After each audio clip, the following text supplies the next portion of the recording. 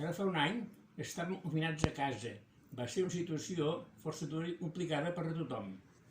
Ningú no sabia ben bé què passava, ni com podíem fer front a la pandèmia del coronavirus. Que va sorprendre'ns i va alterar totalment les nostres vides, d'un dia per l'altre, sense avís previ. Enguany, per bé que la situació és lleugerament diferent, la vida encara no ha tornat a la normalitat que coneixíem. No sabrem, tanmateix, quan podrem recuperar els costums que teníem abans, ni quan ens podrem abraçar i veure'ns les cares.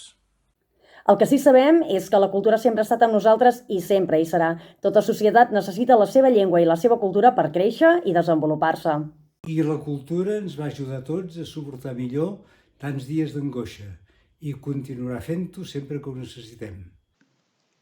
A Llengua Nacional som al costat de la llengua i la cultura catalanes, com hem fet sempre. Us desitgem una molt bona diada de Sant Jordi.